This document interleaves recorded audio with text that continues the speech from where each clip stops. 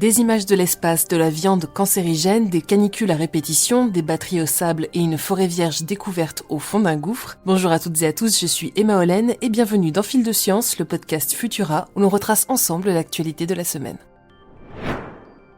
La star de la semaine, c'est bien évidemment le télescope spatial James Webb qui nous a donné à voir ses toutes premières images avec un peu d'avance sur son planning. Parmi ces clichés qui marquent le coup d'envoi des opérations scientifiques, on retrouve deux nébuleuses, un groupement de galaxies, une exoplanète, un amas de galaxies et un champ profond. De quoi attirer l'attention de nombreux astronomes amateurs, mais aussi du grand public qui a pu découvrir avec émerveillement des paysages cosmiques remplis de couleurs, de lumière et d'une incroyable profusion de détails.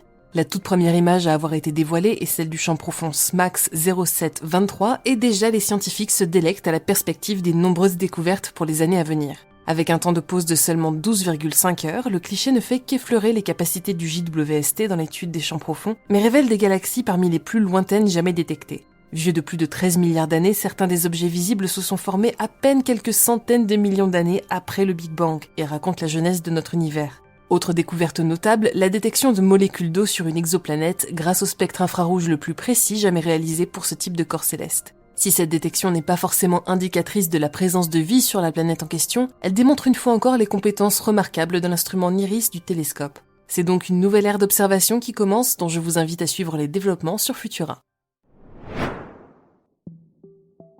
On le sait déjà, la nourriture transformée peut être à l'origine de problèmes de santé parfois non négligeables. Et récemment, c'est plus précisément la viande transformée qui a fait l'objet d'une mise en garde par les autorités sanitaires. Après avoir été placée parmi les cancérogènes de catégorie 1 en 2015, une étude confirme désormais qu'elle est associée à un plus haut risque de cancer colorectal. En cause les nitrites, des additifs que les industriels utilisent notamment dans la charcuterie pour allonger sa durée de conservation et qui donnent sa couleur rose au jambon.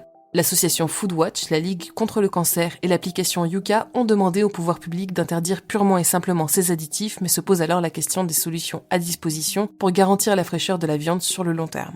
Attention, notons que si certaines grandes marques se sont lancées dans la production de jambon dit sans nitrite, ces derniers emploient généralement des substituts à base d'extraits végétaux ou de bouillon de légumes qui contiennent naturellement des nitrates, convertis en nitrites sous l'action des bactéries. L'ANSES conseille donc de limiter sa consommation et appelle à diversifier son alimentation. Mauvaise nouvelle pour les personnes qui, comme moi, ressentent une aversion épidermique pour la chaleur, les choses risquent de continuer d'empirer du côté de l'Europe de l'Ouest. Une étude révèle en effet que la zone serait parmi les plus touchées au monde par la canicule, et ce depuis plus de 40 ans. D'après les climatologues, l'Europe de l'Ouest se réchaufferait 3 à 4 fois plus vite que d'autres pays situés aux mêmes latitudes dans l'hémisphère nord, et les vagues de chaleur européennes augmenteraient de manière disproportionnée par rapport au réchauffement global de la planète. L'étude confirme également l'implication du jet stream dans ce phénomène. Ce couloir de vent se diviserait de plus en plus souvent en deux jets qui piégeraient l'air chaud sur l'Europe. Le changement climatique apportera donc un temps de plus en plus sec et brûlant sur ces contrées et un avenir bien incertain pour ses habitants. Petit rappel, la meilleure façon de l'éviter, c'est d'agir ensemble pour réduire nos émissions, alors pourquoi ne pas profiter de ce week-end pour prendre de bonnes résolutions ?